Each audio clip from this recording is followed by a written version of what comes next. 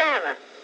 I want to talk about David Dixon and Leona Hemsley. Yeah, you know what I heard about you, Clara? I want to talk about something I read. No, you know what I heard, Clara? I heard your real name is Rosenberg, Clara. That you're not even a female, but you're a guy. Oh, you're picking on Jewish people. No. Let me tell you something about Clara, I got the tip off on you. I found out that you're a pretender. You're a big fat white lie. Clara, you're a pretender. You're a fake. You're a phony. You're a fraud. You're full of shit. You know that? You know you're full of that. What did he say? You know something? You ain't very polite. I'm called up to talk about Leona Hemsley. Yeah. You ain't nothing but a filthy person. Make me wait on here. Why are you getting so upset? You're shocked that I found out who you are, huh? Get back, honey. You're shocked that I found out who you are, eh? Dixon didn't get put in jail. Shocked, huh, Clara? Because she's a Don't forget the closing theme. She's a big honky like you. That's why they've been putting her back in jail. You don't see David Dixon being put back in jail, do you? Yeah, Clara, I'm sorry that the guy had to call and tell me who you really are, Clara. You're an old white honky. You're a fake, Clara. And you know something? You're going to come clean my house. Because that's all you're good for. That slams lit on things for today. They came out. But, it's a funny thing. Hello? I'm listening to you, John. I'm listening. It's a funny thing that, he walks around with that perfect hairdo, and they call him the Teflon Don, and you sit there with your hairdo, and it looks like a wig, and people you make fun of you for that, and you always claim that it's not. And I want to know, is it or is it not a wig? Well, it's not a wig, but why would that be important? If it were a wig, would that make me the only guy wearing one? I mean, millions of guys are wearing them. So, but it looks so fake. It looks fake. Well, I'll tell you what we'll have to do, John. What we'll have to do is the next time I'm on television, we'll have to make sure you don't watch the program. You know, you don't like him for the character. But I don't like him, period. I won't vote for him. So what the hell? What are all these questions here? Let me just ask you how you feel about him when it comes to the issues. Isn't he a more moderate Democrat than the others? Don't you like I'm not voting for a Democrat anyway. My candidate is not going to be on the Democrat line. Is he better than Dukakis? Huh? Is he better than Dukakis? Dukakis is irrelevant. He's not running. All right, Bob. I mean, isn't that stupid? The guy's going to vote. He's going to say, well, I'll vote for Clinton because he's better than Dukakis. Get off my phone, you jerk. I don't know how many times you people want to hear Bill Clinton and Jerry Brown say the same thing over and over and over again, but I guess you never have enough. At any rate, thank God the primary's tomorrow, and we'll be able to focus on a lot of other things. I didn't know the public, I didn't know the listening audience of the Bob Grant program was so totally absorbed in Clinton and Brown that they cannot get enough. They can't get enough of them appearing on a circus-like show. I can't believe it, but I do believe it. That's why I got to get out of here. I really got to get out of here. Really, it's ridiculous. Harold, John, hello. Yes, Bob. Yes. Last week you had a gentleman on your show, and you said something about your veteran status. I don't have any veteran status. No, I'm just saying, the guy, what does a veteran have to do? Put a sign on his back and say, I'm a veteran? That is not the litmus test. That's ridiculous. It's just some of these guys try to make an issue out of it. Another thing. But on the other hand, if a guy lied about how he tried to get out of the draft, then that's important. Right. But another thing, you mentioned the USS Antietam. So what? I was aboard the USS Tarawa. That used to dock right next to the USS Antietam. Great. And I just wanted to say that that guy that mentioned your veteran status, number one, it's none of his darn business whether you were a vet or not. And number two, a vet shouldn't have to go around with a sign on his back and saying, I'm a veteran. Yeah. I mean, if a guy's running for office and they want to make it an issue. That's true. That's fair game, I suppose. I don't think it's an issue. Mario Cuomo didn't go in any type of service during the Korean War. That's true. Okay, so what? It's just a shame that somebody has to say, well, you weren't a veteran. I mean, how do you know I wasn't a vet? Do I have to put a sign on my back? Right, say you are. I'm a vet? Hey, you know what? 3 times you've said it, and I've agreed with you all 3 times. Thank you, John. All right, Bob. All right. I tell you, we're really, this is really getting disgusting here. I'll be glad when the debate is over at 5 o'clock, then we can get back to the program. Hello? Hello, Mr. Grant. I have a bone to pick with you from last week from a caller who called you up. Now, I'm trying not to be too nervous, but I'm a little bit. Well, first of all, a radio show in my life. well, Belva is not really your name.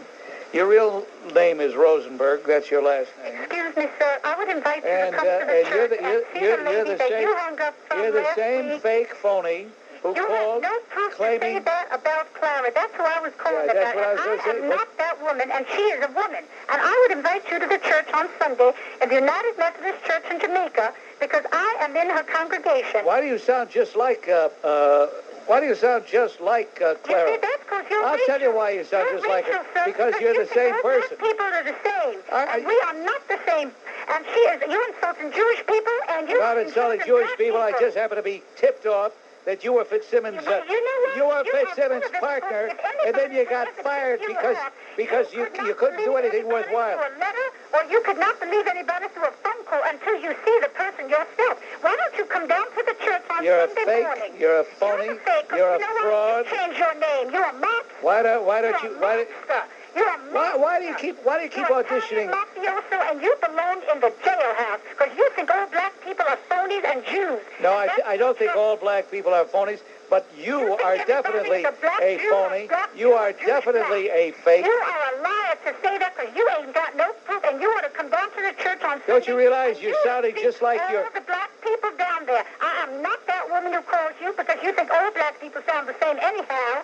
And I invite you to come down there on Sunday morning at 9 o'clock, and you will see all these people. You will see Clara herself there. In fact, she said she's going to take you on when you come in.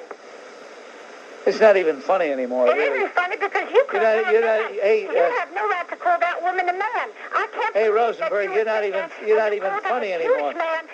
Hey, Jerry, you're not even funny anymore. You know that? I think You're not even funny. You're a woman. Guess what? You're not even funny. Because you're a homosexual and a mobster and a mafioso. That's what you are. I said it, and I'm okay. It's 6 o'clock. I don't think it's just because of organization. I think people, by looking at Clinton, they see a leader. He may have made mistakes. Where are you Everyone from? does Where are it. you from, by the way? I'm curious. Manhattan, Now, prior to your arrival on this island, London. I see. Okay. You see him as a leader, but you're asking me, Yeah. and what I am doing is distilling what all the reporters in the field have said. All the analysts have said the same thing. That is, organizational skills, coupled with some of the campaign skills, have helped him. You like the guy? You think he's a leader? Yes. Well, I'm not going to change your mind. I wouldn't even try to change your mind. I happen to believe that he is a sleazebag, a liar, a person pathologically incapable of just plain old answering with the truth. On every question that's been posed to him, he has had difficulty in just coming out and saying the truth. You voted for him, and I know you're pulling for him, and that's the way things go here in America. By the way, I hope Mr. Kinnock loses too. No, I was putting down a certain group of people whose entire reason for existing is to live vicariously through sports. At this time of the year, it's baseball. Come the fall, they will be involved with football. After football, or overlapping football with basketball and hockey. I'm talking about that type of individual whose real life is secondary to the vicarious life he leads through the teams that he follows. Right. Well, those kind of people, guess they're kind of headed for trouble with the rest of their lives. And the only reason I even bothered talking about it is I despise listening to the game. I can't stand the shouting. A guy gets a base hit and the guy shouts like we have just achieved nirvana. I think it's ridiculous. Hi, Bob.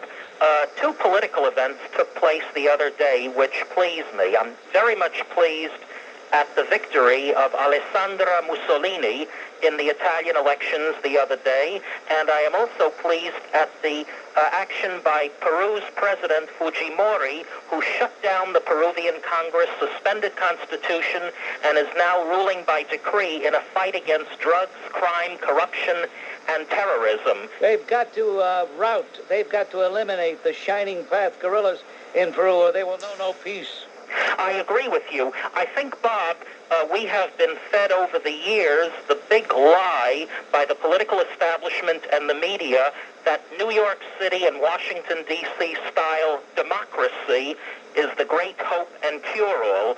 Our beloved America needs the American equivalent of a Francisco Franco or a President Fujimori to destroy the drug barons, street crime, and the radical militant homosexual leaders, as well as the ACLU gang, and to extirpate the radical liberal stranglehold over our culture and civilization. So I say, God bless Fujimori, God bless Alessandro Mussolini, and I want to say it's not impossible to have an authoritarian government in our country. We saw in the last few months the downfall of the Soviet Union, and a year or two ago the downfall of the Berlin Wall. If we talk enough about it and realize that democracy is not the panacea and cure-all, then maybe we will be able to solve our problems. I despise the current type of democracy we have here. As far as I'm concerned, the most obscene four-letter word in the English language is the nine-letter word, namely democracy, New York City and Washington, D.C. style. Well, I disagree with you. I disagree with you for many reasons, but mostly I disagree with you. I think on the grounds of pure logic. I think the worst, the sloppiest, the most untidy democracy is still preferable to authoritarianism. I don't want authoritarianism, whether it be from the right or the left. Thank you. And I know that that is commensurate with my intelligence, and get me booked on it, and No, I'll you don't go. understand. The subject was stupid about Elvis. Well, I know. Well, they did. Well, that you see what they do over at 9 Broadcast Plaza is they analyze the audience, and they said this audience is stupid. Therefore, we'll deal with stupid topics. There's an old saying in the business: give the people what they want, give the people what they can handle. And the IQ of the average television viewer, not only to that program but to any program, take a look at Sally. First of all, to watch that ugly douchebag every day with the freak show she has. Yes. She had one the other day. I happened to be working out at a health club. That's why I watched it, folks, because they had it out of the health club. They had women who were fat and proud of it. The lightest weight fat person. ladies of 500 pounds. I saw it. The smallest one was 270 pounds. Right. They were gross. They were ugly. They were hideous. I see nothing to get excited about and applaud and cheer. What's there to cheer? That a person is a glutton? That a person is so avaricious she eats 20 times more than she should, and she looks like a repulsive blob of protoplasm? But that's just ridiculous. Don't you think Richard Bay is just ridiculous the way he dressed up? Well, he does that for effect. I mean, that's part of the show. And by the way, I like your suit and tie today. Well, thank you. Okay. I'm shocked myself how difficult it is to speak on the air to someone like you. I never felt like this. My heart is pounding, so excuse me if I hesitate a bit. But I feel very, very passionately about a lot of these issues. I feel like I as a Jew, just nobody talks to us about this Leona Helmsley. I feel. What do you mean us? Why do you keep saying us? Why not? I'll tell you why not. I'll tell you why not. Yeah. Because we're individuals, and what Leona Helmsley is being prosecuted for is for things that she did. Nothing that you did or anybody else did, but that she did. I wonder about that. I really wonder about that. Has there anybody had such... Oh, cut it out. Jill, cut it out. Really, at first I thought you were an intelligent person. I still think you're an intelligent person, but I think there's something paranoid about you that causes you to use terms like, they should have consulted us. What do we go to, a committee? A committee of Jewish people and say... When did they consult it? We want to... Well, then what are you talking about? They should have talked to us first. Who's us? Wait a second. What are you referring to when I said that? A little while ago you said... Yes. Before, with Leona Helmsley, they should have talked to us. No, Who's us? Understood me. Of course not. Of course not. I'm speaking about the unbelievable kind of sentencing to a woman of 72 and the police. Oh, cut it out. Cut it out. She brought it on herself. Are you saying she's being prosecuted because she's Jewish? Yeah. I thought so. It could be. Oh, cut it out. Could be. Shame on you. Did you ever see such a kind of reaction of people on the telephone speaking with such glee that she's going to go to jail? Well, I speak with glee not because she's Jewish, but because she's a repulsive, smug, arrogant person. That's why. That's why a person should go to jail? Well, that's why I'm happy that she's going to jail. I might have some rachmanas for her if she weren't the type of person she is. There are two reasons. We could deal with this in two reasons. The legal way, why she's going to jail, and the other way, the emotional way, why someone like me is happy she's going to jail. So I don't confuse the two. I don't confuse the two, my dear. If a person's a mean, you want to see them in jail, incarcerated? I want to see a wrongdoer punished for his or her crime, and if that wrongdoer is a person that I consider to be obnoxious, if that person is repulsive, if that person is the type of individual that the Queen of Mean is, then I say fine. Do you believe that a woman in her high degree of being such a mean person would talk to a maid and discuss how that she... Did you believe that story that she told a maid that only little people Jill, it's not important. Yeah, but that's always Jill, it's not important whether I believed her. What is important is that the jury believed the maid's story. The jury had a chance to weigh the maid's story, had a chance to listen to her, to watch her. You weren't in that courtroom, and neither was I. Right, you went after Dershowitz when a guy called... Oh, cut it out. What is this? Jill, are you telling me that if a person's Jewish, I'm not allowed to argue with him? Yeah, but it sounds like Stephen Solarz. You go after Ed... All right, okay. Hey, you know what, Jill? You've just exposed me. I'm nothing but an anti-Semite. Get off my phone. You're sick. Larry, you're on WABC. Hello. So it's like really hard for me to get in touch with you. But I want to talk to you about a woman in Washington. I don't know too much about her, but I heard a lot of good things about her. Jeane Kirkpatrick. Have you ever heard the name? Oh, cut it out. You got to be kidding. No, I'm serious. I'm very serious. First of all, it's not Jeannie. It's Jeane Kirkpatrick. Jeane Kirkpatrick, okay. Yeah. All right, now wouldn't she somehow... She was Ronald Reagan appointed her the ambassador, the United States ambassador to the United Nations. Okay. She is now a board member of the American Enterprise Institute. This is a think tank, a conservative think tank that puts out position papers on various world issues and public issues. Jeane Kirkpatrick is a college professor. She was a Democrat, but she switched to the Republican Party because she said the Democrat Party she joined back in the 1940s is not the same Democrat Party. But isn't she intelligent enough, smart enough to run for, like, somebody pick her up as, like, vice president or something? Put her on a ticket somewhere? All right, we'll get somebody to put her on a ticket somewhere. I'm very serious. I know you are. Jerry, you're a real gavone, but you mean well, okay? Thank you. He laughs. Couldn't somebody somewhere put her on a ticket somewhere? All right, put her on a loan. I can't believe how dumb so many people are. Who dialed for that guy? Who held the phone for him? Which head was I talking to? I don't believe it. John. Mr. Jackson, or Reverend Jackson, seems to travel in certain circles. Those circles include people who in many, many cases are known anti-Semites. Saddam Hussein, Yasser Arafat, Hafez Assad, Louis Farrakhan, people of that ilk. Well, there's an old expression about birds of a feather flocking together. On every issue that I know of, Mr. or Reverend Jackson takes the point of view that's antithetic to Jewish or Israeli positions. And then there's the other part, why this American Jew will not forgive Jesse Jackson. I think that his positions on domestic issues are nonsense. I think he's a danger to the United States. I think his positions on affirmative action, which establishes quotas, are really destroying the fabric of this country, my country. And that's why this Jewish person won't forgive Jesse Jackson.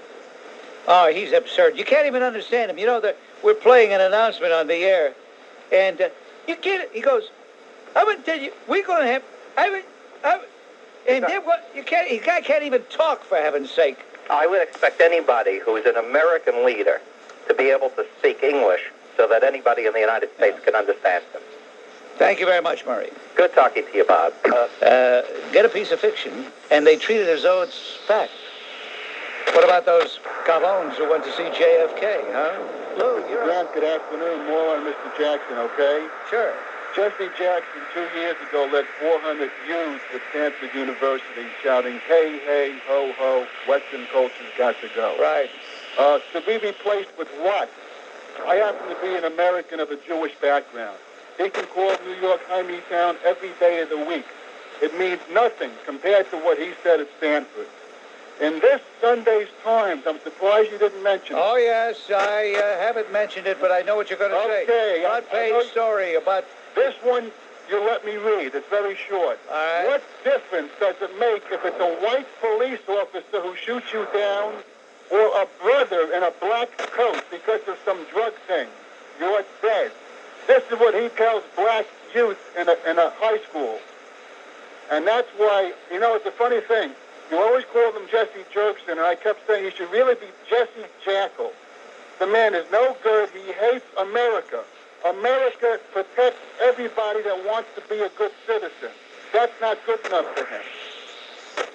No, he is really an enemy of America. Thank you, right. And I think, you know, the fact that so many white people are cagazotes and are afraid of being called racist, well, they look the other way. They pretend they don't notice. But most people know he stinks out loud, and I say it, and I'm proud to say it, and nobody scares me. Well, and I think it scares the hell out of them. And I've been into people's homes who are educated black people. And when Dinkins was running against Giuliani at that time, it greatly disappointed me because I saw a lot of literature in people's houses, black people's houses. What do you do that you're in everybody's house? I fix heating systems. And you have time to study the literature. Well, I see it when I walk in. You can't help but see what's in the house when you walk into somebody's house. They must have it displayed. What is it, like a doctor's office where they have it displayed? No, but if you walk through a kitchen, you can't help see what's laying on the table. I see. Yeah. And as you're walking by, you read on the run there. What was the literature you saw? It was mainly propaganda or whatever. How can you tell? How can you tell it was propaganda? Political literature, not propaganda. Okay. You know, the pamphlets that come out to everybody during an election time. I see. So if it comes out to everybody during election time, what was so awful about it?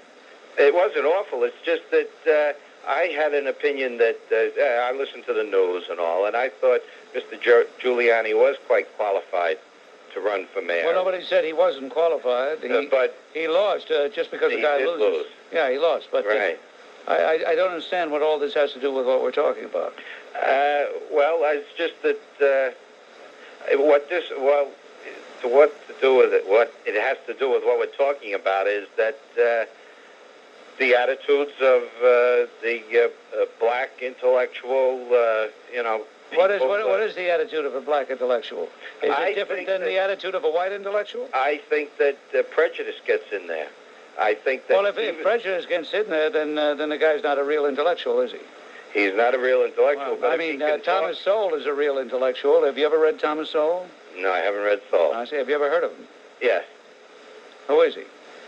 I know he's an author, and right offhand, I can't tell you exactly what he's doing. All right. Since you talk about black intellectuals, what about Shelby Steele? Do you know anything about him?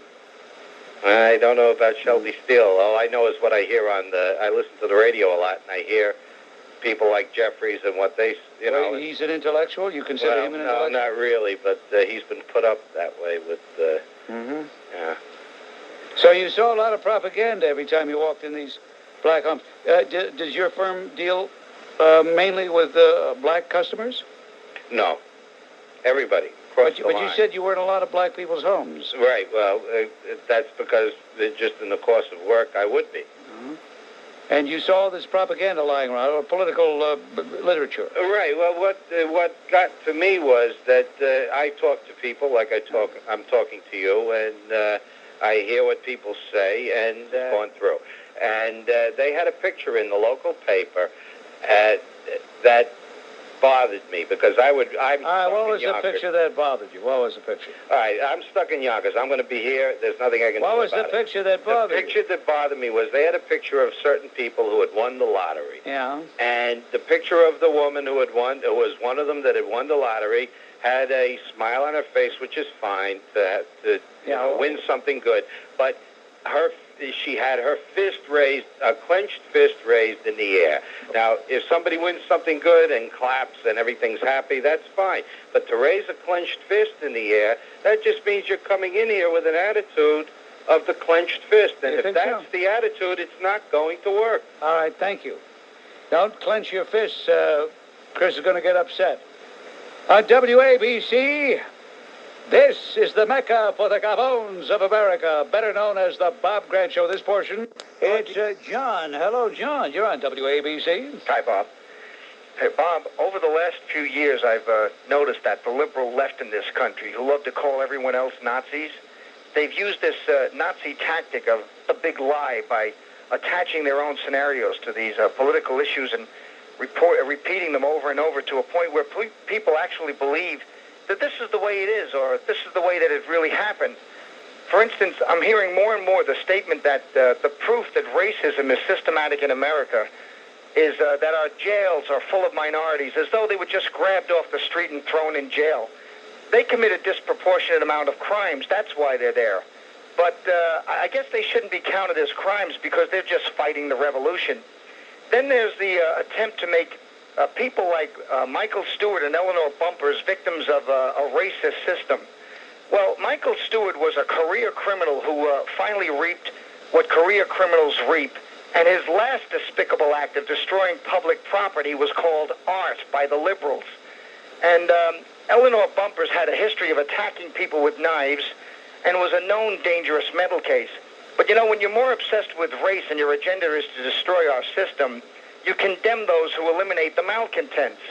And then lastly, Bob, I've heard this before, but the last time was on the morning show a couple of days ago when the male half of the Sonny and Cher Act, Curtis, just reported something that he heard someone else say and blamed Ronald Reagan for the beginning of the downfall of unions in this country with the firing of the air traffic controllers.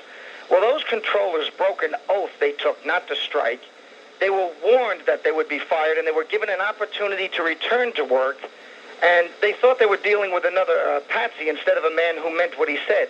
And the unions have fallen out of favor with the American people because of their constant outrageous demands and their lust for political power these days. So let's be on the constant alert in this country to the troublemakers who put their own twist on the facts, Bob. Thank you, John. Thank you. It's Joe checking in right now from the Garden State, which unfortunately doesn't have a guy like Robert Casey as its governor. Instead, we have Flim-Flam Florio. Florio Free in 93. Right. She's not known by that name now.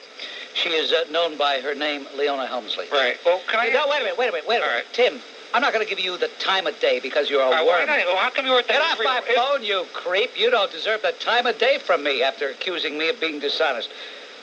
Now, what he's suggesting is the only reason for all these people sympathetic to Leona Helmsley is that she's Jewish and they're Jewish. And that's what he's saying. And quite frankly, that had not occurred to me. He might be right. It just might be by coincidence that the people who've called expressing sympathy for her may be Jewish. But, so help me, that did not occur to me, and I resent that worm, that anti-Semitic little creep. And I better be careful because I want to use language stronger than that. I resent that very much. I don't even care to talk to that scumbag. And so I hung up on him. Harold, you're on WABC. Hello. Hello, Bob. How are you? What's on your mind, Harold? You didn't call to ask how are you. How are you? Huh? Hello, Bob. How are you? On WABC, let's say hello to Al checking in right now. Hello, Al. How you doing, Bob? I just wanted to... I'm hanging up on you. Sick and tired of these creeps. How are you? How you doing? Joe, you're... It's just that there are a lot of us, I guess, that kind of really feel bad about it. You know, like there could have been some other way. You know what, Terry? You feel bad about that bitch with all her money. How come she's in that position? How come she's in that position? I'll tell you why. Why? Because she was convicted. She was convicted of trying to avoid $1.2 million in taxes by disguising $2.6 million in personal expenses as business expenses related to their real estate empire. A felony. She committed a crime. What the? You're just sitting around feeling sorry for her? I bet you have more reason to feel sorry for yourself than for her. I sure do. I sure do. But it just seems like there's so much. There's so much out there. I'll tell you what we're going to do. Not only her. Bob, you see, you going to be here tomorrow, Bob? Or are you going to take another one of those personal days? All right, you're going to be here? I tell you what, the whole damn 4 hours will take on Leona Helmsley. One comment after another. Okay. And I'll just sit here and listen to these people talk about that broad. I'm sick of it. Thank you. Okay. Christ's sake, I can't stand it anymore. This Portia Bob Grant show brought to you by your local natural gas company. This big... Bob. You know, how you doing, Bob? Are you serious? Are you serious? How you doing? What the hell is that? How you doing? What does that mean? It means nothing, Bob. Well, then why do you say it? I don't care how you're doing. Well, then why do you say it? It's a habit. Well, get out of that habit. He got himself a commissioner on AIDS, and the fellow's not only black, but he's gay and HIV positive to boot. That's right. I mean, if he was a female or she were a female, he would really have hit the jackpot. Well, I tell you what that says. You're talking about this fellow Jones, Billy Jones. I tell you what that says. Johnson. Johnson. I tell you what that says. That epitomizes where New York is. You got to be black. You got to be gay. You got to be HIV positive. I mean, that's it. This guy's got everything going for him. The only thing is, the only thing against him is he speaks English. But he would be perfect. Well, I heard him speak. I'll debate that with you. Let's put it this way. Purportedly, nominally, he's speaking English. You know, Bob, this beautiful mosaic that Dinkins was creating, it has a very dark tinge to it. If you sit back and you look at the commissioners and the people on the next level, the ones that will become commissioners during his remaining time as mayor, there's no mosaic here. I appreciate your call, Tom, and more than that, I appreciate your wisdom. See that it was about $108,000 that it cost the taxpayers for the so-called security that the attendant needed when he journeyed to South Africa? That's right. Here we are in this financially strapped cesspool called New York, and we had to shell out that money for his security because he had to schnorr a trip. By the way, speaking of schnorring a trip, they're firming up plans for the attendant to take a week-long working trip to Puerto Rico and the Dominican Republic next month. The attendant and his two top, get a load of this word, Latino aides. Why do they say Latino? Where'd that word Latino come from? I know the word Latin, but Latino? Latino. Deputy Mayor Cesar Perales, and Latino Affairs Director Marlene Cintron. They will make the taxpayer-financed trip along with Puerto Rican-born press aide Annabelle Franceschini and the security detail. Here we go again. At least 4 Latino city council members have asked about accompanying the mayor. They all want to get in on it. Hey, there's a schnorr, let's go. Let's all schnorr. The suckers, known as the taxpayers, will pay for it. Now, what's the big attraction? What are they going to do? A working trip. I can see them around the San Juan Hotel. Working. Would you pass me my gin and tonic, please? Gotta get out of here. Really gotta get out of here. Gotta get out of here. The rest of you schmucks, you don't mind. I mind. I don't like it. I don't mind it. I mean, they don't care. What do people care? Today, I'm feeling much better. But then again, today, I didn't have to do 4 hours, thanks to the Toronto Blue Jay ball game against, I think they were playing the New York Inevitables. Thanks to the Toronto Blue Jay ball game, I didn't have to do 4 hours, which is very taxing. Yes, yes. Very. I think I'm going to apply for a disability benefit here. Oh, sure. Why not? I think I will. I think I'll put in for early retirement of disability. I really don't think maybe, for instance, that someone like Captain McKinnon is ever engaged in mutual fellatio. I really, truly doubt it. Well, who'd want to touch her?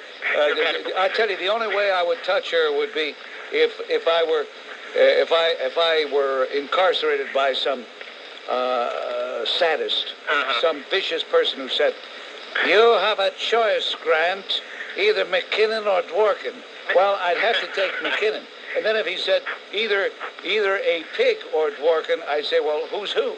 I'll tell you something. I think I'd rather take a cute Fegalock than either of them. I mean, they are me too. the epitome. The epitome. No, it's incredible. It's incredible, these people who really want to dictate their own perverse prejudices on other people. Why don't they live and let live, for heaven's sake? Talking about the punishment fitting the crime.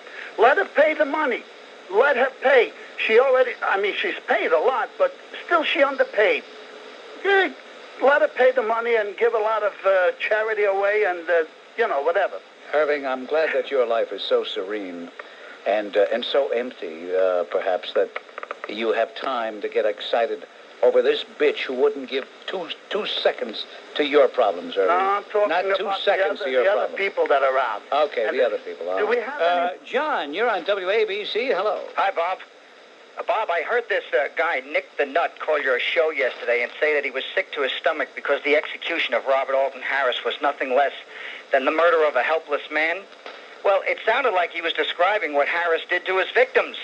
But, liberals like him don't think of those things. And I'm tired of the non-applicable argument that the death penalty is not a deterrent. It's always a deterrent to the murderer who won't be around to commit another murder. And I love that comparison the liberals try to make when they call the state a murderer for executing a murderer, as though some innocent citizen was just abducted off the street and is going to be sacrificed for the state's amusement. They have to commit a pretty heinous act before they wind up on death row, Bob. And one may ask, why do those people outside the prison weep for a killer like Robert Alton Harris? How do they think? Well, it's really no mystery, Bob. For the most part, these are the same glassy-eyed, unkempt, malcontent anarchist types whose agenda is to cause havoc for the United States and its institutions and laws, whether it comes in the form of freeing killers or opposing the United States on every political front they can. That's why they support other malcontents. They're birds of a feather. And did you see, Bob, how the liberals contradicted themselves again? They said it was cruel and unusual punishment alone to be brought back and forth from his cell to the gas chamber 4 different times. But when Sandra Day O'Connor said, enough is enough, no more stays of execution, the Times said she rushed to kill him. They should call themselves the Hypocrite Party, Bob. Very good. Thank you, John. Thank you. That was John of Staten Island. And the governor of Wisconsin, Tommy Thompson. Yes. Well, I think he showed a lot of courage in implementing those welfare reforms. Indeed. And he made a statement that gets down to the real nitty-gritty.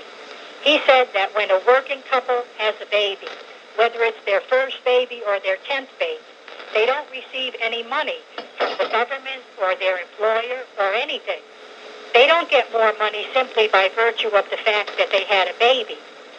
Now, after he said that on your program, he repeated it on Crossfire, and Juan Williams was rendered speechless and sputtering. So I hope that point will be repeated again and again, because, the welfare advocates, the crybabies, and the bleeding hearts, they've been trying to lay a guilt trip on the taxpayers when they say, oh, the babies won't have any milk. And they always fail to mention all the perks that the welfare recipients get. Yeah, hi, Bob. Bob, a lot of people have been discussing on the phone about the naturalness and unnaturalness of homosexual sex. Now, according to them, and even to you, you say it's natural for a man and a woman to have sex, penile vaginal contact. Now, let me ask you, is it natural for a man and a woman to have oral sex? A woman perform the oral sex on the man? Well, I think what you're trying to do here is equate homosexuality with heterosexuality, And it just doesn't work, Lou. Are you homosexual? Yes. I see. So what you want is for me to validate what you do. No. I don't have to validate what you do. Just keep what you do to yourself. No, but I'm That's talking all. philosophically about the naturalness of the act. Philosophically, if it gives you sexual pleasure, whether you put your penis in your hand... Let me ask you, Lou, what is the attraction of the male body as opposed to the female body? What is there about the male body that turns you on? I'm bisexual. Now you're bisexual. Yes. Well, all right. What is there about the male body that makes you every now and then, or whatever it is, 50%, 60%, you want a male? What is there that makes you want a male? I believe Is it his eyes? No. His nose? You like to run your fingers through his hair? I believe in the positiveness of human sexuality. Oh, cut it out, positiveness. By the way, where do you put your penis when you're with a male? Is it strictly mutual oral gratification? I'll tell you. It can be done by hand. Is it in his vagina? It can be. Where is it? Where do you put it, Lou? In the mouth. It can be in the anus. Ah, that's what I thought. And that's what the anus was created for? Was the mouth created for it? Isn't that rather sickening? Isn't that rather sickening, Lou? Isn't Of course it is. I don't even want to talk to you. I don't even want to talk to you. I can't. Just thinking about it makes me. Blah! Doug, with regard to Hazel Dukes, Comrade Dukes, why doesn't the federal government just come right out and say that civil rights laws only apply to certain politically correct segments of our society? They obviously don't apply to white people. I'm talking about the 7 or 8 white administrators she fired and immediately replaced with blacks. And said as much. I didn't even make a pretense at some kind of reason other than she wanted them fired because they were white. Exactly. So the federal government does nothing. If the races were reversed in this case, and Hazel Dukes were to be fired, or if she was white and had fired black people, there would have been a federal investigation, a city investigation, a state investigation. These people that were fired would have been all awarded $2 million, reinstated, and so on and so forth. You know. But now I don't expect the attendant to do anything because she, just like he, is a black communist. However, is it too much to ask for the federal government to simply follow the most basic tenets of the Constitution? I mean, shouldn't the federal government step in and do something here? What the Justice Department is supposed to do is to respond to genuine citizen concern and citizen inquiry. Mm-hmm. But I don't see that citizen somebody concern. Stepped in with Tawana Brawley. The federal government sent people here immediately. As you said at the beginning, Tom, there is a double standard. Right. And here is clear proof of that. Right. Okay, Bob. Thank you, Thank Tom. you. Bob?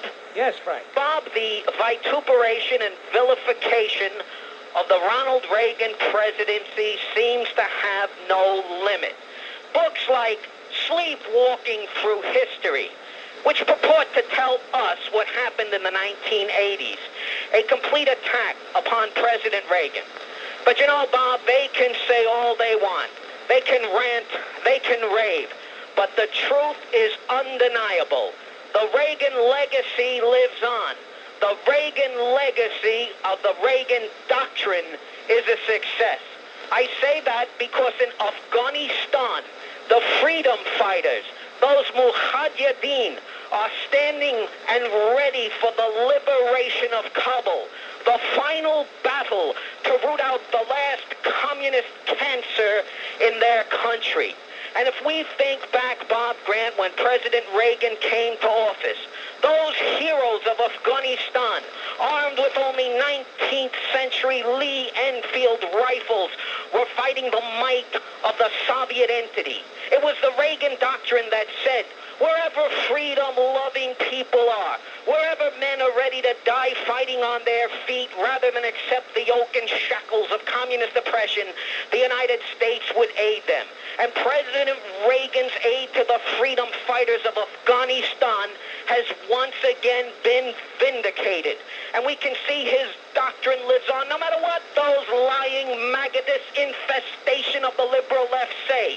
In Nicaragua, in El Salvador, in Grenada, in Angola, in Mozambique, the Reagan legacy has gone on to liberate people. And I think, Bob, we should continue his magnificent legacy. Send some help to those freedom fighters poised in Miami. And one day, whether Jesse Jackson likes it or not, they will ride through a liberated Cuba. Thank you. All right, that's Vintage Frank. Vintage Frank from Queens. One of the most distinguished callers in the history of talk radio, without a doubt. Fred? Now, as far as President Bush doing something, he's just added to the climate by virtue of his telling how shocked he was at the verdict. Like everybody else, he wants to make sure that he is out front there being shocked at the verdict. And they were showing a videotape of the time he went down to kiss Coretta King's tush. And that means, that takes a long time because that's quite a tush. And there he was down there doing something that looks so asinine, holding hands. He had, I believe, his Secretary of Health and Welfare, Louis Sullivan, Dr. Sullivan, nice guy, and I think Coretta on his left. And they had locked arms and they were swaying to and fro, singing that idiotic, "We shall overcome." Overcome what, for heaven's sake? I thank you for the call. That is, I'm afraid, an apt word. That is a correct description of what is going on. It is anarchy. With impunity, thugs, brigands,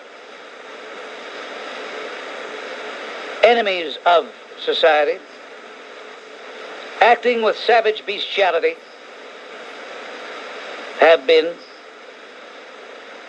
beating people, burning buildings, looting.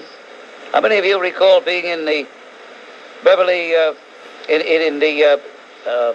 in Bullock's, Wilshire? Bullock's on Wilshire Boulevard. Our studio was not too far from there. Bullock's considered to be a very fine store. They took it over with impunity. They ransacked. They took what they wanted. Depended how long your arms were and how strong your back was, how much stuff you carried out. Giggling, laughing, chanting. People are talking about Rodney King, and lo and behold, we have been bemoaning what happened to him since March 3rd, 1991. Fine, enough already with Rodney King. You know full well that I decried what happened to him. I don't have to repeat again and again and again as they keep repeating the tape over and over again. But who's going to lament a worse beating that happened to a poor schnook who got beat up because he was white? I say was because guess what? He got beat up so bad, he's dead. Rodney King is not dead. Do you see these sanctimonious, imperious, hypocritical oafs like Joseph Lowry, Maxine Waters, Jesse Jerkson, Benjamin Hooks, or any of these so-called leaders of color, we shall call them? Have you seen any of them express any regret over what their people did to this truck driver? That's right, he's dead, and you saw the tape. You saw the tape. They'll never play it as often as they played the Rodney King tape because no tape will ever be played that often. But what did this guy do? He just happened to be driving through. They grabbed him out of there, and you know what they did. Does anybody express any sorrow over his death, his murder? Will anybody be brought to trial for what happened there? I mean, we have immersed ourselves in all this guilt. Mea culpa, mea culpa, mea culpa. Isn't it awful that they did that to Rodney King? Isn't it awful that they were acquitted? As though somehow or other, agreeing that it was awful what they did to King and agreeing that the verdict was shocking, does that justify what the hell is going on? Not by any stretch of the imagination. And yet the media loves to use the word rage as though somehow or other that's a badge, that's a pass, entitling a person to conduct himself in the most tribal, barbaric manner. And when asked, why are you burning and looting and robbing? Why are you murdering and maiming? You say, well, I've got rage. I've got rage. Oh, you feel rage? Well, then go right ahead. Burn down Los Angeles, destroy San Francisco, wreck Atlanta, and grab every white jerk you see and kill him. You've got rage, so that means you have a license. Just like the state of New York gives hunters a license to shoot deer during deer season. Oh, you got that license? Okay, you can go after deer. Oh, you've got rage? Okay, you can do whatever you want. It's okay. And who out there? Hey, look, I'm just a guy that does a radio program. I'm no official. I don't have any following. I don't want a following. That's for politicians. I'm not a politician. I'm just a fellow citizen. But who there from the president on down really is addressing this issue? I see the president of the United States, and I'm thinking of Lyndon Johnson back in the 1960s. We're going to have Lyndon Johnson all over again. We're going to have another guy on bended knee walking around, or on his knees, meeting the Joseph Lowrys and the Benjamin Hookses and the Jesse Jerksons and saying, what should I do? I'm sick and tired of everybody blaming everybody for what happened. I'm sick and tired of so many people giving outright justification or implicit justification for the mayhem that is going on. There are some people, very few, who do say repeated showing of the video out of context created a distorted impression of reality. There's a fellow by the name of Lopez. You may have seen this fellow on television, battered so bad when he recovers, and I pray he will. Mr. Lopez, Mexican-American,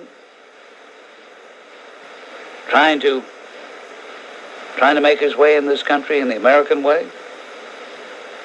They grabbed him, they beat him. Now here, his name is Lopez. He's a Hispanic, right? They said, quote, let's get that white dude over there. They pummeled him and they beat him, and miraculously, he will probably survive. And what about those Koreans who didn't ask the government for one thin dime? Just the opportunity to go as high as their hard work and industry would let them go. One Korean fellow said he opened the store there because he knew a lot of other people didn't want to open stores. And he thought he was getting along just fine with the folks in the neighborhood. But now there is no store. And probably never will be there again for a long, long, long time. What's the matter with all of you that you seem to sit back and accept this as yeah, that's what happened because we don't like the way the trial went? I'm not even arguing about the merits of the verdict. But look, if we don't believe in the jury system, then why don't we just cut it out? Why don't we just say from here on in, anybody does anything that the mob doesn't like, take them out and hang them.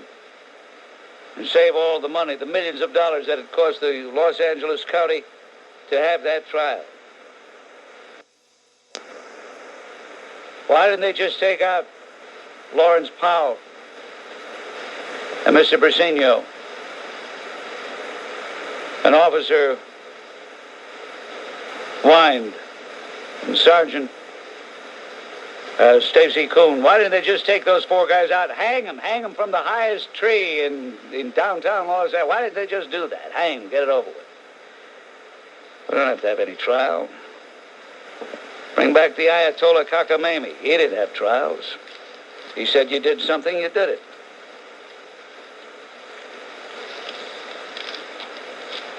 And everybody they've interviewed, with rare exception, plays right into the hands of the brigands, right into the hands of the thugs, right in the hands of the hooligans. And I don't want to hear anybody telling me how brilliant Ross Perot is anymore. Instead of addressing the issue that is tearing this country apart right now, he has to add his 2 cents in how shocked he was at the verdict. All right, we know you're shocked at the verdict. Everybody feels they have to say they're shocked at the verdict in order to prove that they're not bigoted. Well, when I said back in March, on March 4th of 1991, that I was shocked at the tape, I said it because I was shocked at the tape. When I told you that I was very surprised at the verdict, I said it because I was surprised at the verdict. But now that we've already said that, let's go on. Ladies and gentlemen, our nation is under siege. Make no mistake, it is under siege. I pray that nothing happens here in the tri-state area. But some of these thugs who really don't have much brain power to begin with, and whose instincts are primordial, some of these thugs, seeing what goes on in Los Angeles, remind me of Jimmy Durante, the late comedian who said, everybody wants to get into the act. Well, thousands of people were outraged when Larry Davis was acquitted for shooting 10 policemen. Yet, nobody rioted, nobody burned or looted or murdered. Governor Cuomo didn't go on TV and call the verdict a travesty of justice, as he did in the Rodney King verdict, which for a governor and a lawyer at that has to be a very irresponsible thing to do. But if you're a panderer, if you have built your political career on pandering, then, of course, it just comes natural. Il Supremo didn't even have to think twice about it. It just, you wind him up and he panders. Well, you call him the Prince of Pander, but I think pander is too light of a word because Mario Cuomo and other politicians like him, they're intimidated. They are frightened by this element. They're handcuffing the police like they did in Bensonhurst, like they did in Crown Heights. And they say that, well, it's only a small percentage of the people that are rioting and doing the damage. But if this is the case, we've already flushed them out. We know who they are. We know where they are. So why don't we go in with the troops like in Desert Storm, take back the streets? I was flipping the channels and watching the coverage, and I'm looking at the MTV where they had celebrities going on there trying to tell the people, calm down, be peaceful, go back to your homes. Now, here's a girl, a white woman, which I would imagine is a self-hating white woman, wearing a shirt that says, while she's telling them to be peaceful, it says no justice on the T-shirt. She might as well have had a shirt on that said burn, baby, burn, or kill Whitey, or whatever. I thought, what a contradiction. You are a very wise man and very astute. You're absolutely correct. And there are people who are just going through the motions of telling people not to get engaged in this sort of thing, but they can convey that they really don't mean it. I had been told many, many years ago by a very wise, philosophical, brilliant friend of mine. He said, when you hear anybody speak, don't just listen to the words, listen to the music. You can tell, if you're honest with yourself, you can tell whether a person really means what they're saying and whether they're just saying it because they want to go through the motions. Do you agree with that, Al? I do. And, one thing I'm curious to see is if the media is going to show the tape of the white truck driver being beat to death as often as they've shown the Rodney King tape, which I must have seen more times than the Diet Pepsi commercial with Ray Charles. I mean, it seems every time I looked on TV, this is on there. And I think when they're saying that these people are upset about the verdict, I disagree. They're happy. This is their lottery ticket. They love it, and this is their ticket to go out and loot and have a great time. And somebody said, well, if the verdict was reversed, it might have been the same because they would have been out celebrating, much like they do in Detroit when they won the championship. They burned the city down. As a matter of fact, a black spokesman back in California said exactly what you've just indicated, that he wouldn't be surprised if they would have done this no matter what the verdict has said. But regardless, the verdict is only a phony excuse It's only what they feel is their license to do what they've been dying to do for a long time. I want to address something that's very crucial, very important, very sensitive, and that is this issue of small groups of people. As a broadcaster, it probably behooves me to do what, to say it's a very small, very infinitesimal group.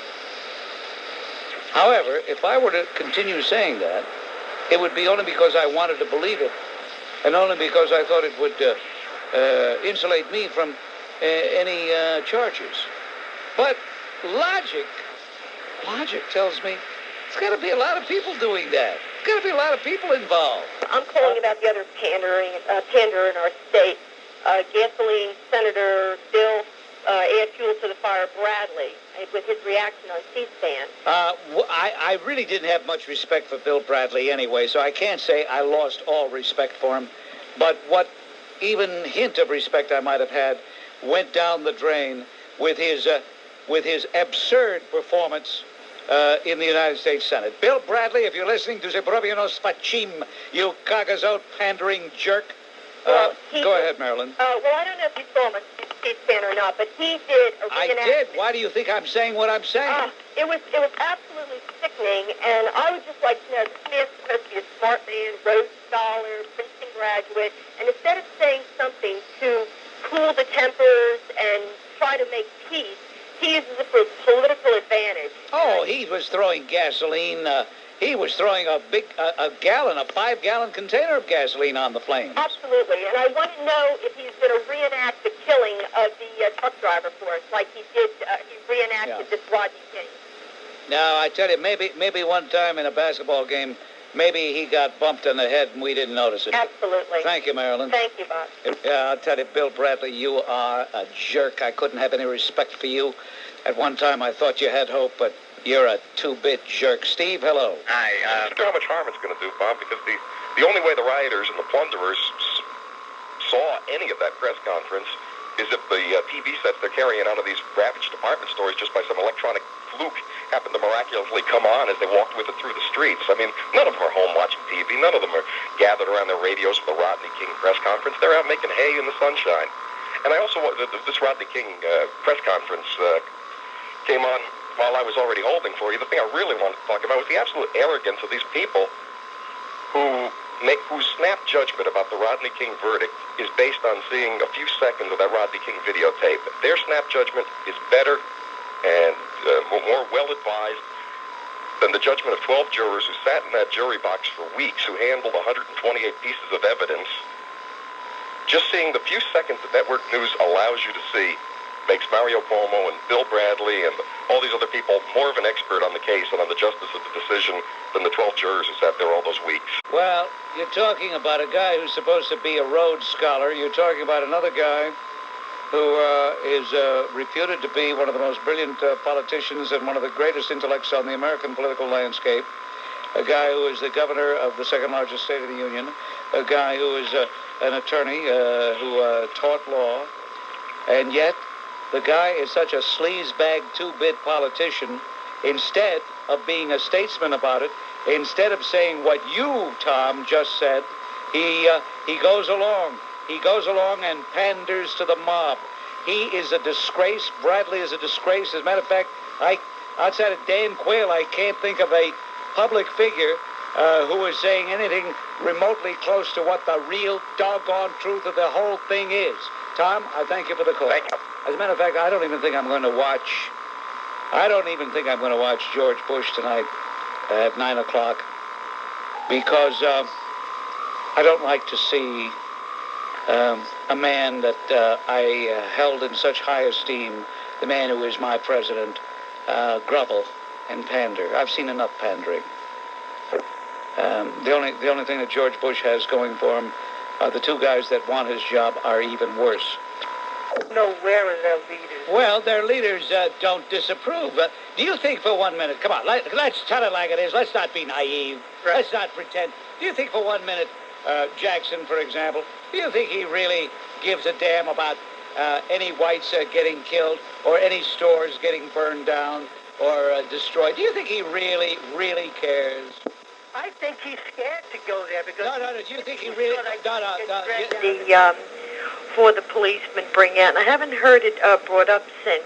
He was explaining that when the videotape was scrutinized, you know, like frame for frame, yes, many of the blows did not hit, even though it looked like it did from afar with the amateur. Right. And also that many of the blows did not even hit hard. Yes. And that had it been the case, Rodney King probably would not have even been able to ever walk again, would have been, you know, mutilated. Sure, if there were 56 blows that all hit home, right, with those truncheons, right, he probably would have either died or been incapacitated forever. Yeah, and this is exactly what the jury saw. You see, what I don't understand, Bob, is when you get somebody like Mario Cuomo calling an egregious decision, and all of these so-called educators and politicians and so on and so forth making an assumption based upon just what they saw on television, not having... Wait a minute. Il Supremo is a lawyer. Now, do you think for 1 minute that he's making an assumption based on the tape? He's too smart not to know that there were other factors involved in that verdict. But what he is a political panderer, a sleazy, two-bit politician. Remember that. Yes, it is very, very sickening. You see, Bob? Those who want to pretend that the mayhem, the looting, the burning, and yes, the killing, in any way, shape, or form, are warranted. If anybody, even by inference, wants to indicate that those lives that were taken in South and Central Los Angeles and other points in any way could be considered justified, anybody who says that is sowing the seeds of further mayhem. I don't know how to make it any clearer, but thanks to people like, yes, Andy Rooney, who wanted to make sure he got his, how can I say this, except to say that if you noticed, anybody who was watching him in that special middle introduction or middle piece he did you notice his nose was a different hue than the rest of his face? Why is it that people like him, and I just use him as an example, feel it necessary to justify wanton destruction of property, wanton taking of lives, by use of a word, R-A-G-E, rage? To hear these people talk, whether it's Tom Bradley, the mayor of the city, or whether it's Bill Clinton, who has proven beyond any shadow of a doubt that he is indeed not to be trusted, a slick, slimy panderer, if there ever was one. As a matter of fact, the curious thing is, the one who came closest to making any statesman-like reaction was, of all people, the president himself. As William Safire says in his essay, he says, most Americans supinely accept condemnations. The condemnations that Francois Mitterrand of France made of the Rodney King verdict. He said it was scandalous. This from a man who represents a nation. Now listen closely. France has a system that does not give the accused the presumption of innocence. In France, if you are accused of a crime, you are guilty unless you can prove that you're innocent. The presumption of innocence does not exist in France. And yet this buffoon has the nerve to condemn us. Neither Bill Clinton or Ross Perot, the darling of so many of you who are living in a dream world, nor any of our commentators had the courage and sense of responsibility to say that. Fact of the matter is, the bulwark of civil liberty is the jury system. The American Civil Liberties Union abandons principle by failing to defend the rights of jurors to be free of the threat of post-trial inquisition or punishment by publicity. I could go on, but ladies and gentlemen, I have endured, as you have, a whole weekend of hearing these cliches. It was rage that made them do it. Rage my foot. I don't care how upset any of those citizens could be. What does that have to do with the Korean grocer at the corner? Or their fellow black citizen who opened up a cleaning shop? Or the poor guy with the long blonde hair who happened to be driving his truck through the town? Here's another irony. There were two white guys. They got a call from someone they knew. It happened to be a black woman who, together with her white friend, said, "We're afraid over here. Can you come and get us?" So this guy decided to go over there on a motorcycle to help the frightened black woman and her white girlfriend. And they get on the motorcycle to go over there, these two white guys, and they're accosted by a gang of black desperados. And immediately, the one fellow, I think his name was Matthew Haynes, they shoot him in the head. He dies, of course. The other guy they shoot 4 times, I think he's going to make it. He's going to survive. Would somebody please explain how in the world they justify that? I don't care how upset you were at what you saw Lawrence Powell and his cohorts do to Rodney King. How in the world does killing innocent people and burning down a portion of the city, how in the world do you justify that? Well, you can bet your bottom dollar they're justifying it. The political whores like Bill Clinton are justifying it. And they're twisting the whole thing completely out of shape. And you want to know something? I do not object to the praise they're giving to the mayor of this city, not one bit. I've tried to compare what he said with what Tom Bradley said. And if Tom Bradley had talked like David Dinkins, maybe, just maybe, it might not have happened out there. No sooner did that verdict come in, they put the microphone and the cameras in front of Tom Bradley, and the 74-year-old semi-comatose goof starts talking about rage, that word rage. Hey, I'll tell you what, I got a great idea for you, Joel. Got a great idea for you. I have to remember, when I do my program here in the studio, other people do their program in my control room. I got to remember. But, what was I saying? Oh, yeah, the word rage. If you would like to commit a crime, ladies and gentlemen, I don't care how heinous the crime. If you want to commit a crime, let me give you this tip. You can go into a bank, shoot the guard, do whatever you want, but before you do it, announce that you're not acting in a spirit of greed, but that it is rage making you do it. Rage. Use that word rage. I feel a rage. A rage is overcoming me. I feel a rage. Give me that gun. That's the key word. Use the word rage, and then anything you do will be excused. Because there's so many political whores walking around this town, and around this state, around this whole country, who in their heart of hearts, way, way down deep, know better, but they will pretend that they agree with you. And that is why we are slipping and sliding, careening toward third worldism. Yeah, hello, Bob. You know the attendant? I beg your pardon? The attendant. Yes. Everyone is giving him credit. So what?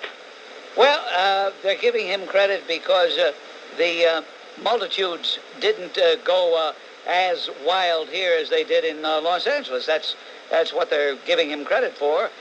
Mayor is praised for keeping city calm. Il Supremo said, "Good job, Dave." Not to be outdone in the brown-nosing, O'Connor, the fellow that is a disgrace to the memory of Terrence Cook, said he praised Dinkins' sensitivity and prudence. But they didn't do anything. I beg your pardon? He didn't do anything. Well, you're asking me what they're crediting him with. And I'm telling you what they are crediting him with. They say he met with so-called leaders. Okay, he met with leaders. So I don't know what to tell you except that's what they're crediting him with. All right, we're going to... Can you imagine here people are praising this guy because the general population didn't act like a bunch of wild thugs. In other words, you listening to this Bob Grant program on WABC right now, you should congratulate yourselves because you didn't go out and break the law. You get it? In other words, what I'm saying to you is all this self-adulation because people did what they're supposed to do anyway in a civilized society. I was listening to Senator Dannemeyer when he was on the phone with you recently, and he made the statement again that a lot of people have been making that the other passengers in the car with Rodney King were not beaten because they came out peacefully. Well, I know you read the Daily News. I know. This fellow Bryant Allen came out on a television program, and now he says he was. My reaction is, why did he wait until now to make the revelation? Well, no, he did. He reported it to the district attorney. Well, why is it? Let me ask you, Nick. Were you aware of Bryant Allen's claim until today? No, but if you study the video, you can see some force being used on the tail end of the car on another passenger. Yeah, so that claim... But you already admitted that until today you didn't know. No, I didn't. But the story going out was that they were not beaten. And let's make it clear. Well, let's make it clear that it wasn't until today that it came out, Nick. Give my regards to your pals at the pool hall where you obviously hang out, you jerk. Pandering, gutless Bill Bradley by the beating. He's the worst. Bill Bradley, what little respect I had for him, and I admit there wasn't much, but what little respect I had for him completely evaporated. Went down the toilet with him. He is an absolute disgrace. He is such a sleazy panderer. It's repulsive. It's revolting. It's sickening. Bob, I had called his office and asked him to get back to me when he was going to give a blow-by-blow performance of what it's like to be dragged out of a vehicle, brutally beaten and shot, and describe what it feels like to have a fire extinguisher crack your skull.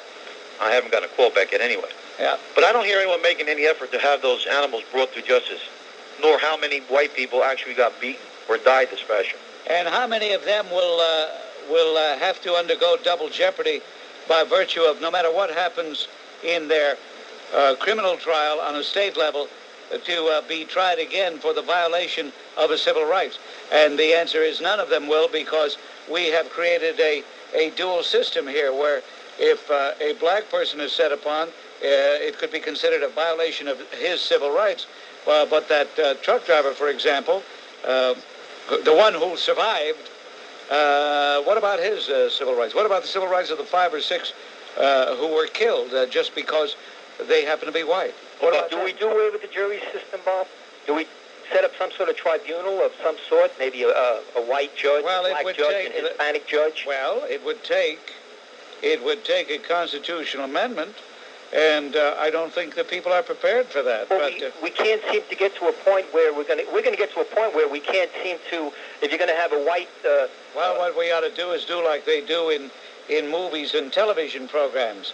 For every hero cop, there's a hero sidekick who happens to be black. Yeah, right. Yeah, that always works. So you always got to do that. So maybe that's what they do. Maybe we'll be a nation of in tandems. In other words, like Siamese twin. Yeah, right.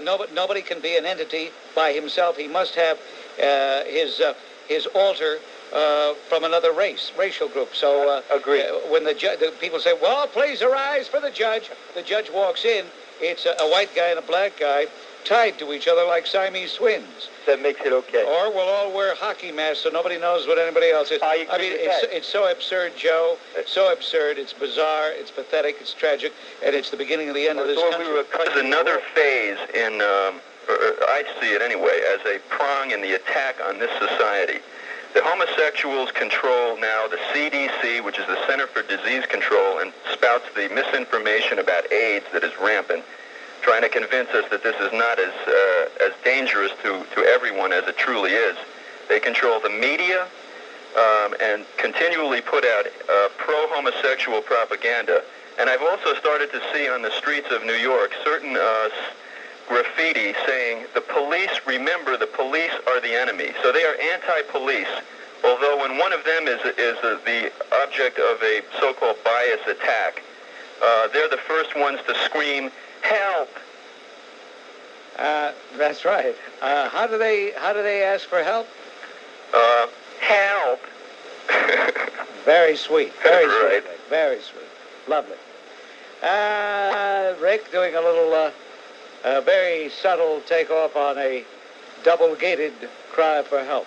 Before I hang up, I've listened to some of the interviews that you had on your program, some of which were very interesting. And I wonder, had you ever had an author by the name of Andrew Hacker? I have no interest in having Andrew Hacker anymore. I had him in the past. He's a big windbag. He's a propagandist for the black militant cause. He is a divisive piece of garbage. Well, why is that? Why? I don't know. Maybe it's his upbringing. Maybe poor toilet training. I don't know why he's a piece of garbage, but he is.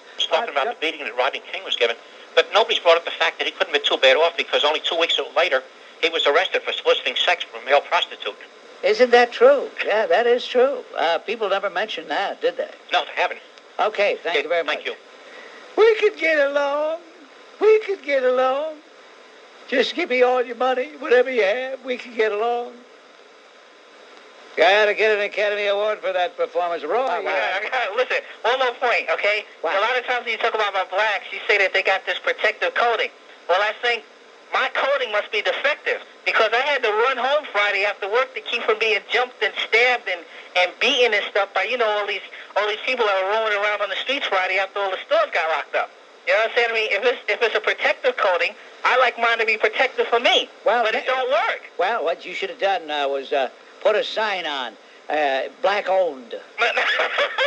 Okay. Thanks, Bob. Take it, Mark. Okay. Weekend. It's easy to follow the senseless actions of a mob, but true courage is the ability to act with conviction and restraint in the face of injustice. And last week, the overwhelming majority of our young people showed us once again their courage and grace as they peacefully demonstrated their outrage over the Rodney King verdict and the lack of economic opportunity in this country. They proved to us that they are not only leaders of tomorrow, but leaders of today, 1992. I hope all of you will join us for this historic march. You can find out more about the Save Our Cities, Save Our Children March by calling 212-261-2302. Again, I give my deepest thanks to all New Yorkers. Our mandate is clear. We need to work together in our neighborhoods, our offices, our schools, and our homes. It's up to all of us to keep this city great. God bless you. Keep the faith. Absurd. Absolutely absurd. How pathetic.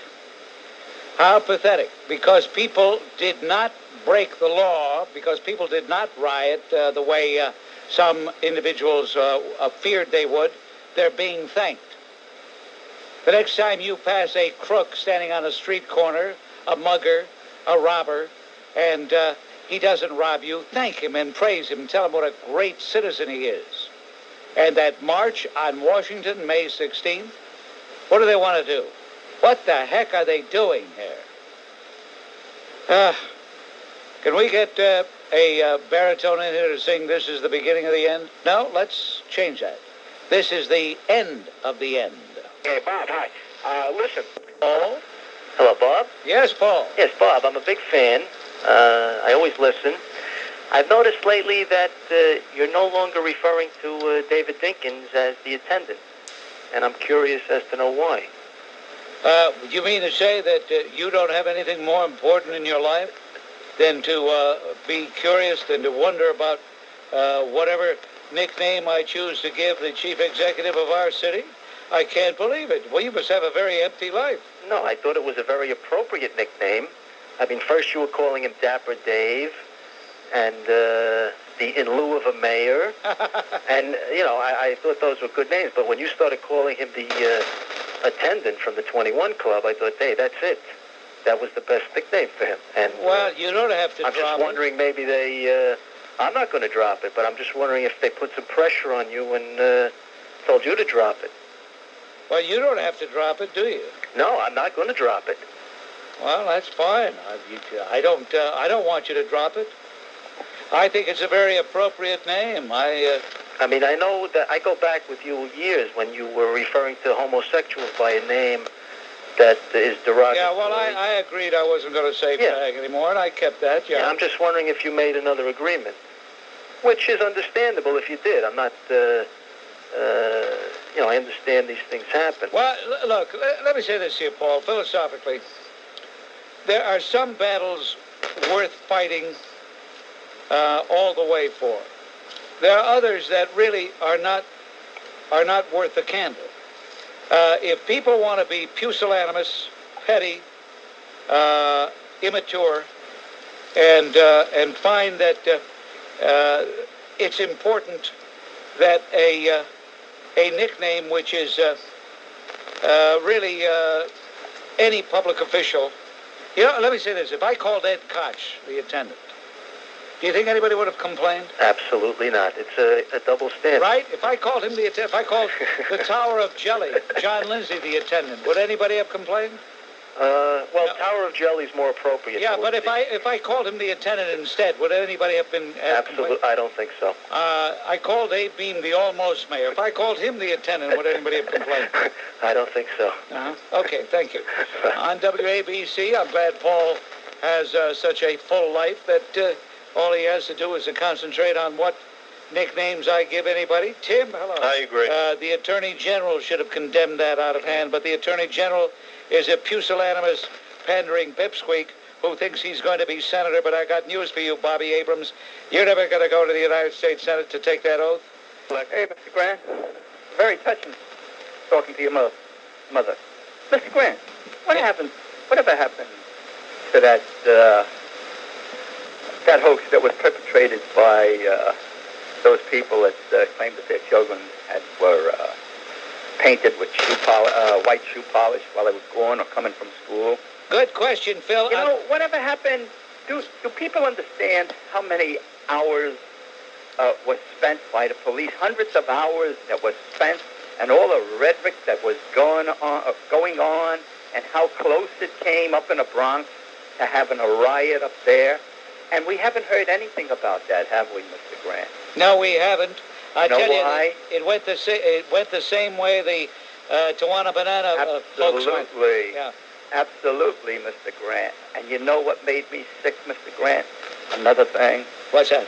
When that fella called you up and he had tears in his eyes that he was going home from work, coming to New Jersey, and he was in a Port Authority. He was a man, wasn't he? Wasn't he a man? Couldn't he have taken care of himself? That he was crying to you, and you more or less you sympathized with him. Let me tell you something, Mr. Grant. I took my son to the airport. He went to England. Yeah. And Friday, he was in Foley Square, and he was coming home on a Port Authority. Yeah. And a couple of those... Make it quick, Phil. We got about 20 seconds. A couple of those animals walked up to the bus, and there was a line waiting to get on a bus, and they just walked up there, and my son happens to be 6'4". Oh, we're going to run out of time, Phil. Well, I'm sorry that it's going to end this way, but you want to know something very quickly, Mr. Grant? When my son told those kids that they weren't getting on that bus, do you know that all the white guys, they all cringed and went the other way? There wasn't one person that stood with them in that situation. All right. Thank you, Phil. Connecticut, now residing in the writhing state of New Jersey. Bob, I think you and I and every other sensible person who listen to this show know that Barbara Walters has more collusions than Ted Koppel. So the sight of him allowing his face to be used as toilet paper by these subhuman monsters, although horrifying, was not altogether unexpected. What was very, very shocking, though, was the attitude of these rioters and the pandering attitude that he had towards these street gangs, that it was something to be thankful of, that the Crips and the Bloods are now united and not warring against each other. Well, I'll tell you, they're united against the decent people of the city of Los Angeles and of this country.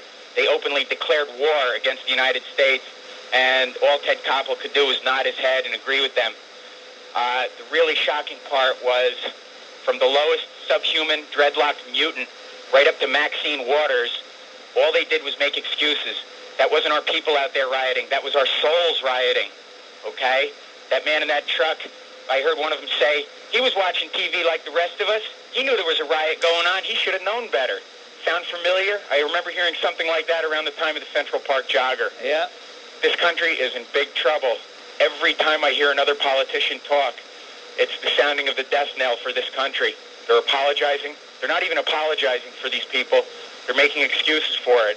And now the rioters and the brigands and the mutants know that all they have to do is act en masse, and the court system cannot handle it. Now we have the ACLU out there in California petitioning to get all those people released that were rioting that are being held more than 48 hours because they can't get them arraigned quick enough. And if you can't be arraigned within 48 hours, you have to be released. Well, and they're petitioning against the release. Now they want them released. I know. Even though the governor signed special papers, special legislation, a legislation that sailed through the assembly up in Sacramento. It's absolutely shocking, Bob.